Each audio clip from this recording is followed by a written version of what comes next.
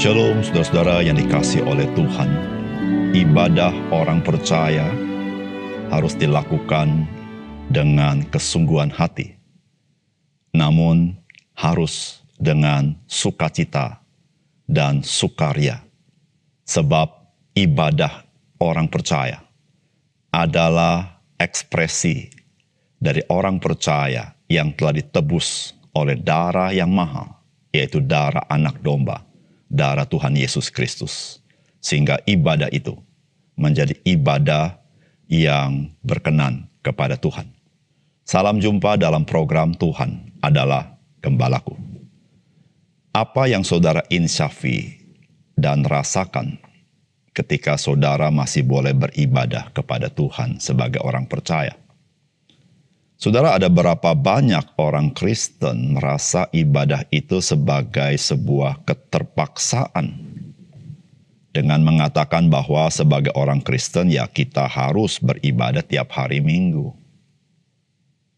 Ada juga orang Kristen yang jarang-jarang beribadah kepada Tuhan pada hari Minggunya dengan pelbagai alasan. Apa yang kita sadari akan ibadah kepada Tuhan itu sangat menentukan bagaimana kita beribadah kepada Tuhan. Apa yang kita sadari tentang keberadaan kita sebagai orang-orang percaya juga sangat mempengaruhi sikap kita terkait dengan ibadah kepada Tuhan. Saudara, mari kita membaca Ezra pasal 3 ayat 8 sampai dengan 13.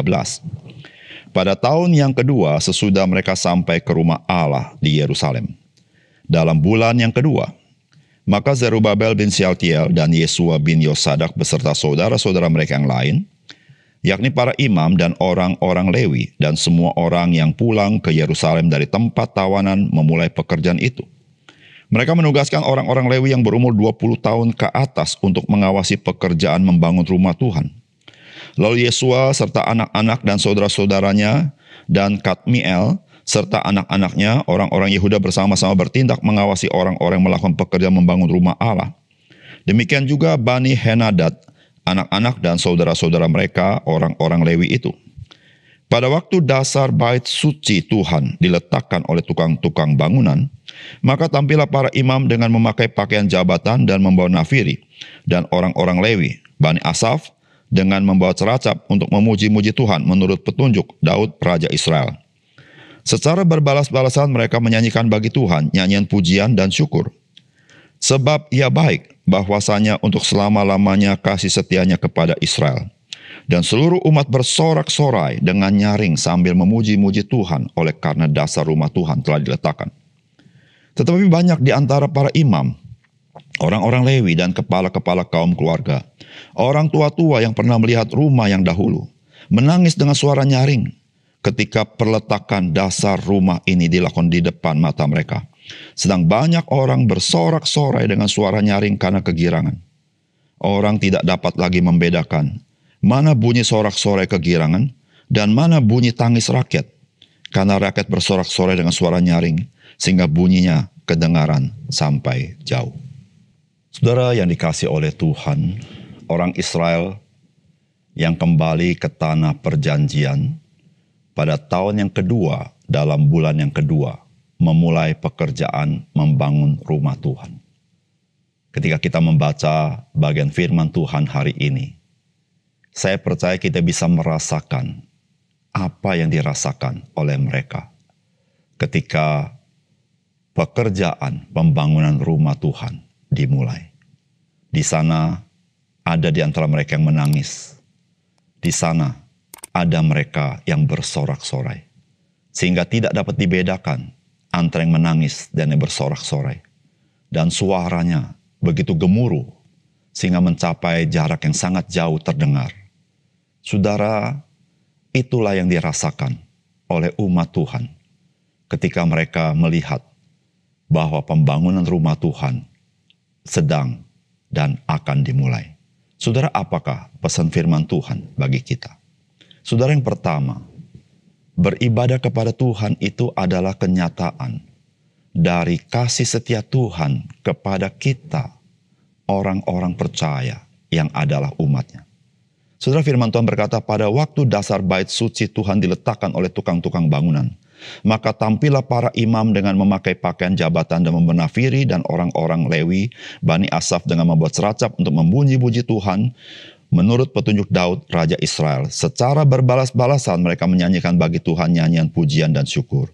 Sebab ia baik, bahwasanya untuk selama-lamanya kasih setianya kepada Israel.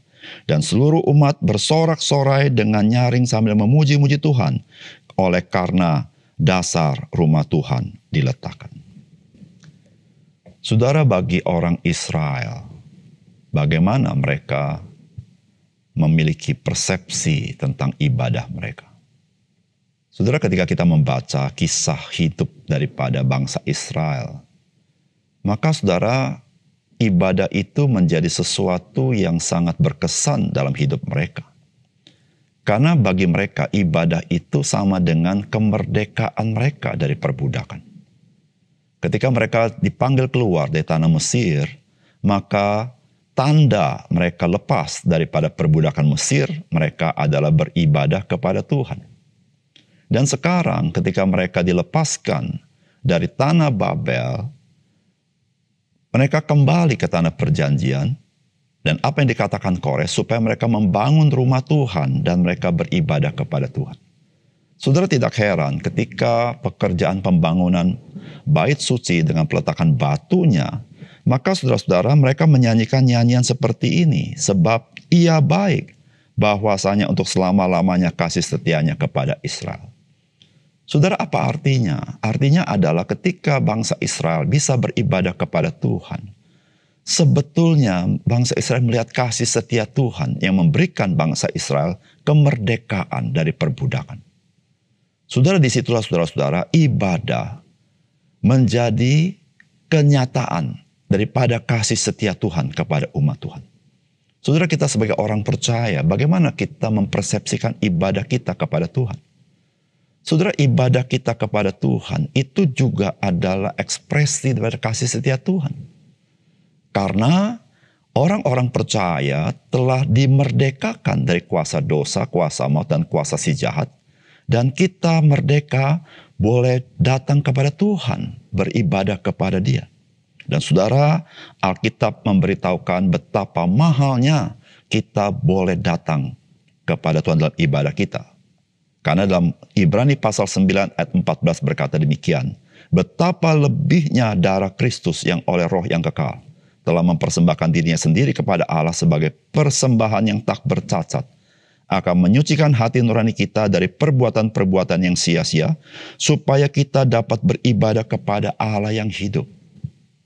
Saudara, ketika kita masih diundang untuk beribadah kepada Tuhan, saudara, kita perlu ingat, kita adalah orang yang sudah ditebus, dimerdekakan dari kutuk dosa dan kutuk maut. Sehingga saudara-saudara, kita boleh menjadi anak-anak Allah, boleh menghampiri tahta kasih karunia Allah. Saudara, apapun yang kita alami dalam hidup kita, saudara, ketika kita datang kepada Tuhan dalam ibadah, saudara, ada Tuhan yang penuh kasih setia itu, yang selalu mengulurkan tangan pada kita dan membuka tangannya kepada kita dan mau memeluk kita di dalam keberadaan kita. Saudara, ibadah orang percaya merupakan anugerah yang Tuhan nyatakan kepada kita di dalam kasih setianya. Disitulah saudara, kita boleh bersuka cita sebagai orang percaya apapun yang kita alami, karena kasih setia Tuhan sampai selama-lamanya. Yang kedua, Tuhan hadir di dalam bait kudusnya dan memenuhinya dengan kemuliaannya. Dan tubuh Kristus atau gereja atau persekutuan orang percaya itu adalah bait Roh Kudus. Saudara, firman Tuhan berkata, tetapi banyak di antara para imam, orang-orang Lewi dan kepala-kepala kaum keluarga, orang tua-tua yang pernah melihat rumah yang dahulu, menangis dengan suara nyaring ketika peletakan dasar rumah ini dilakukan di depan mata mereka. Sedang banyak orang bersorak-sorai dengan suara nyaring karena kegirangan. Orang tidak dapat lagi membedakan mana bunyi sorak-sorai kegirangan dan mana bunyi tangis rakyat.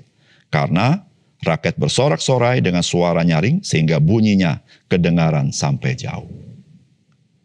Saudara, bagi orang Israel, Allah telah menetapkan bahwa kemah suci ada kehadiran Tuhan. Bait suci ada kehadiran Tuhan. Dengan adanya kemah suci, adanya bait suci, Allah memberitahukan bahwa Allah menyertai bangsa Israel sebagai umat Tuhan.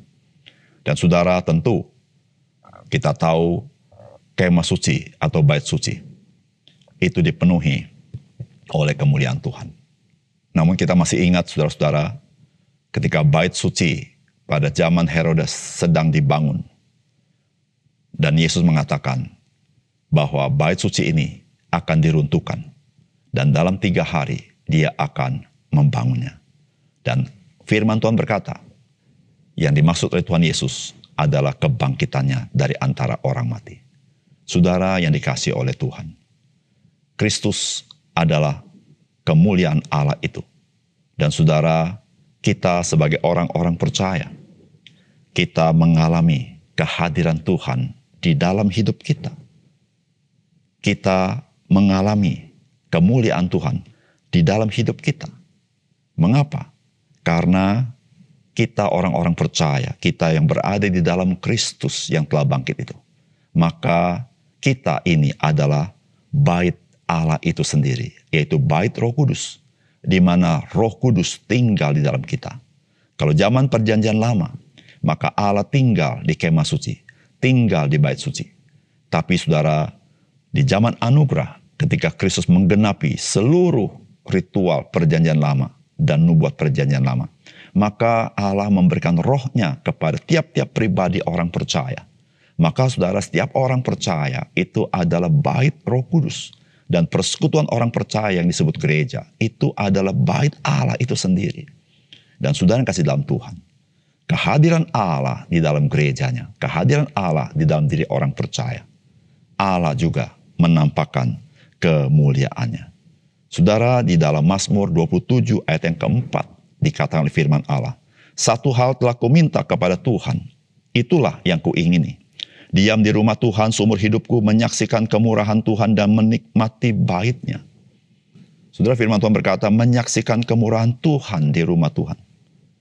Saudara, dalam bahasa Inggrisnya, menyaksikan the beauty of the Lord di dalam rumah Tuhan. Saudara, rumah Tuhan, itulah bait suci, itulah kemah suci. Dan saudara, bait suci, kemah suci, atau bait Roh Kudus hari ini ada di dalam diri orang percaya. Dan saudara, di dalam diri orang percaya akan muncul, akan nampak the beauty of the Lord, kemurahan Tuhan, keindahan Tuhan, atau kemuliaan Tuhan itu. Mengapa demikian?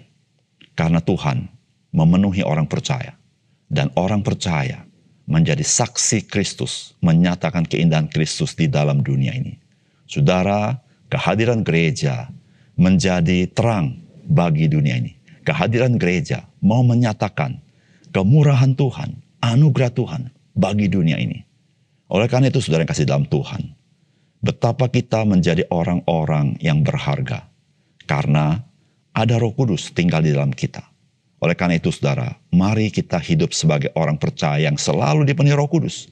Sehingga kita boleh menampakkan kemuliaan Tuhan. Mari kita berdoa. Bapa surga, terima kasih untuk kebenaran firman-Mu. Biarlah Engkau memeteraikan firman-Mu hati kami, sehingga kami mengerti bagaimana kami harus hidup, beribadah, dan bagaimana kami harus menjadi kesaksian di tengah-tengah dunia ini. Karena semua Tuhan berikan dengan anugerah yang cuma-cuma. Terima kasih Tuhan, dalam nama Tuhan Yesus kami berdoa. Amin.